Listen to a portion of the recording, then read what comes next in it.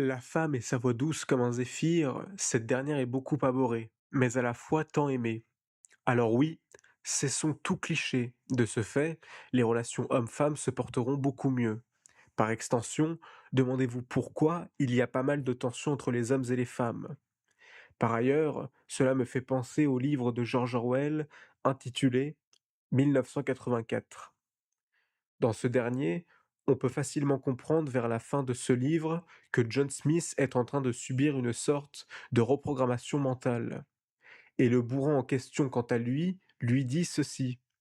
Ne voyez-vous donc pas que c'est nous qui avons créé la version entre l'homme et la femme? Par ce prisme, des camps ont été créés, et de surcroît, la dissension est de mise. Par conséquent, si la femme abhorre l'homme, la fin du monde arrive. Nonobstant, pour édulcorer les cœurs, je m'apprête à citer une femme digne des plus grandes du nom de Christine de Pisan, concernant les hommes qui réduisaient la femme au défaut et qui a pour seul but d'annihiler cette dernière. D'autres hommes ont blâmé les femmes pour d'autres raisons, les uns à cause de leurs propres vices, d'autres à cause de l'infirmité de leur propre corps, d'autres encore parce qu'ils aiment à médire, d'autres pour montrer qu'ils ont beaucoup lu, se fondent plutôt sur ce qu'ils ont trouvé dans les livres et ne font que citer les auteurs, répétant ce que l'on a déjà dit. Pour votre gouverne, cher éditeur, cette écrivaine a été la toute première femme de France à vivre de sa plume au temps du Moyen Âge.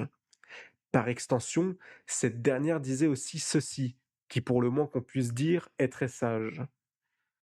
Car ce n'est pas justice que de porter tort et préjudice à une partie sous prétexte d'aider une autre.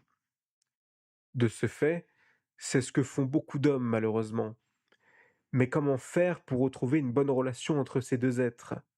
Mais comment faire pour stopper les clichés d'une main de fer? Mais comment faire pour espérer mieux? Au final, est-ce que tout cela est-il intrinsèque? Les clichés que vous dites, qui plus est, les camps que vous dites, qui plus est, les citations de cette femme avec une hardiesse certaine. Permettez-moi de réfuter votre solipsisme, si je puis me permettre ce terme, point par point. Vous aviez dit ceci. Cessons tout cliché. De ce fait, les relations hommes-femmes se porteront beaucoup mieux. Mais de quel type de cliché parlons-nous? Que les femmes soient purement vénales? Que les femmes soient purement émotionnelles? Que les femmes aiment beaucoup plus leurs enfants que leurs maris? Que les femmes aiment, adorent les hommes belliqueux? Par ailleurs, vous dites une chose plus qu'intéressante en citant George Orwell. Ne voyez-vous donc pas que c'est nous qui avons créé l'aversion entre l'homme et la femme? Permettez-moi de demander au peuple français, tout du moins celui du monde, car nous parlons actuellement de la femme et cette dernière est universelle. Si ce dernier n'a pas un minimum de cheminement intellectuel pour ne pas tomber dans ce genre de piège tendu par quelques lucifériens? De ce fait, comme vous l'avez énoncé, des camps peuvent potentiellement être créés. Nonobstant, je ne pense pas que ce soit l'intégralité de l'opinion de l'homme et de la femme. Dès lors, il y a une différence certaine entre ce que l'on essaye de transmettre dans la tête du peuple et la façon dont il doit le matérialiser. Comprendra qui pourra.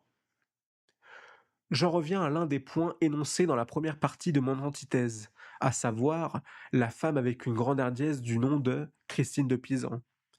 Alors vous aviez dit ça et là ce qu'elle avait dit jadis fin XIVe siècle. Très bien. Seulement, par rapport à la toute première citation, l'auditeur aura compris en célérité que cette femme parlait d'hommes qui étaient vraisemblablement frustrés pour une grande majorité.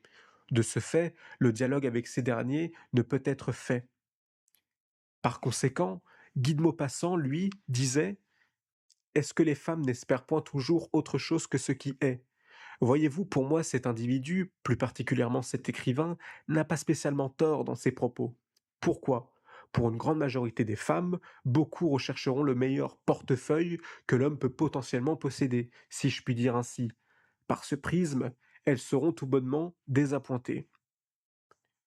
Concernant la deuxième citation, cela me semble indissociable de l'homme et la femme, du fait de critiquer une partie pour non en rabaisser une, mais bien pour en auréoler une autre. Cela, à mon humble avis, est beaucoup plus parlant et qui plus est beaucoup plus vrai.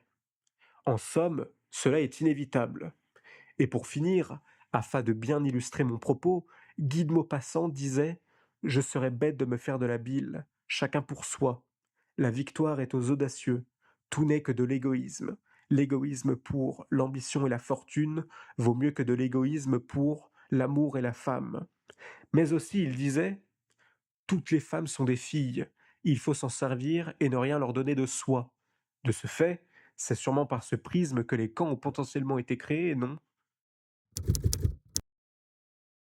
Cela est plus que primordial de parler de ce type de sujet. Sinon, lorsque le dialogue n'est plus, il y a autre chose qui prendra la place de ce dernier. Je vous laisse imaginer quoi. Concernant les clichés, je pourrais naturellement rétorquer ces derniers avec des clichés d'hommes. De ce fait, cela ne fera point avancer le débat. Je me dois, et me donne, l'obligation d'élever ce dernier. Mais comment? Par le prisme de l'opuscule de Cicéron qui est le suivant: l'orateur idéal. Dans l'un des points clés de l'étape 2, il dit ceci: amplificatio. C'est tout simplement le fait de chercher à élever le débat, comme je l'ai dit plus haut, et non l'inverse. Nonobstant, la thèse a cité l'un des livres de George Orwell intitulé 1984. Cela n'est pas spécialement faux, car nous pouvons largement apercevoir que l'homme et la femme se sont tous deux déclaré la guerre. Mais notamment, je dois le dire, la femme a sûrement commencé cette dernière, plus particulièrement les féministes. De ce fait, beaucoup de ces femmes veulent, à l'acception propre du terme, annihiler l'homme de la Terre. Par ce prisme, les camps ont malheureusement été créés. Seulement, pardonnez-moi de vous dire que vous ne pourrez pas réaliser de telles tâches que vous ne pouvez tout simplement pas accomplir. Car, dans les champs de bataille, nous voyons beaucoup plus d'hommes sacrifier leur vie dans les tranchées que de femmes, à bon entendeur. À la différence de Christine de Pisan que vous aviez citée, qui elle n'était absolument pas pour l'extermination de l'homme, mais pour ainsi dire cesser tout cliché. En somme, cette femme était la voix de la sagesse, si j'ose dire. Et même si vous l'aviez déjà dit, je le redis, cette femme était très courageuse. Par conséquent, l'homme et la femme sont indissociables. En somme, ces deux êtres peuvent et doivent continuer à donner la vie à l'être qui sera plus qu'aimé. Pour la deuxième citation, je n'ai rien à ajouter de plus. Je suis d'accord avec ces dires.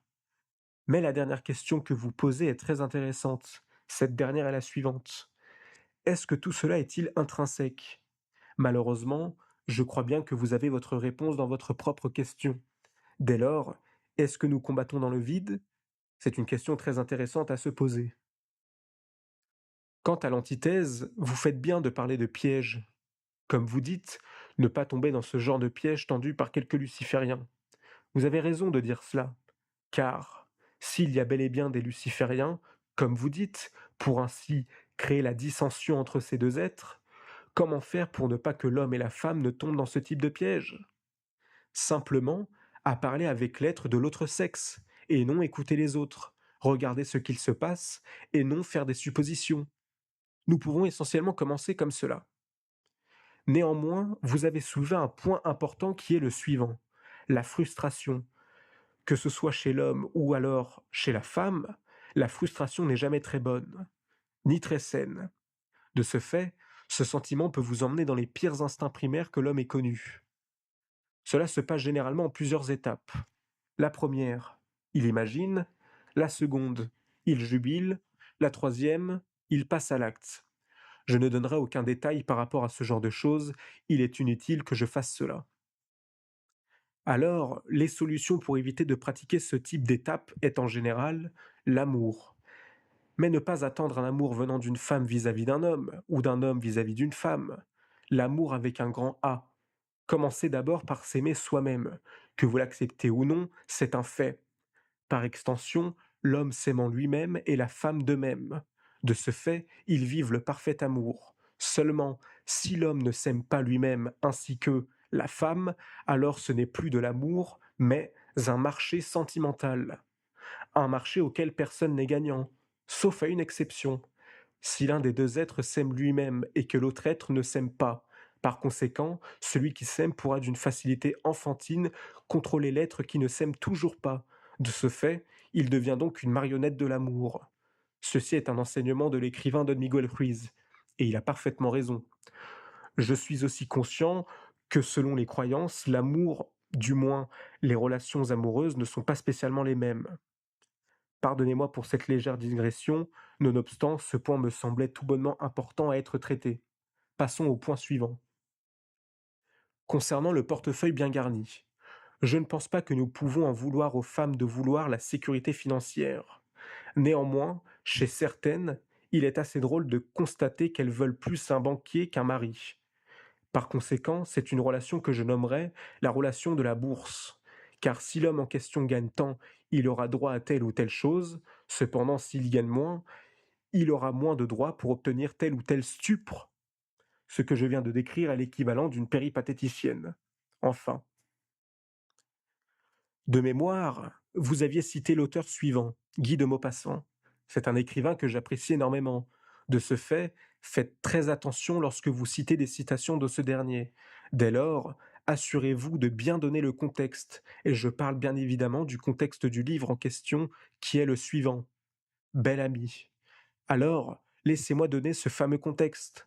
Dans ce roman, Guy de Maupassant fait référence à un homme qui est complètement inapte sur tous les points. En somme, rien ne va. Ce dernier plaît naturellement beaucoup aux femmes, et il le sait pertinemment. Dès lors, il en joue et cocte avec de petites bourgeoises, afin d'avoir un meilleur statut social. De ce fait, Guy de Maupassant a écrit ce genre de choses que vous aviez citées, par le prisme d'une prosopopée. Nonobstant, je ne saurais vous dire si cet écrivain pensait réellement cela ou non. Par extension, j'aimerais fortement ajouter une chose de ce même écrivain. Jadis, il avait écrit un livre intitulé Boule de Suif. Je ne vais pas raconter toute l'histoire du livre, car cela serait beaucoup trop fastidieux pour l'auditeur. Néanmoins, je vais faire un vulgaire résumé de ce dernier, pour que vous puissiez comprendre le message en question. C'était une femme qui était très belle et qui plus est, courtisée et à la fois enviée.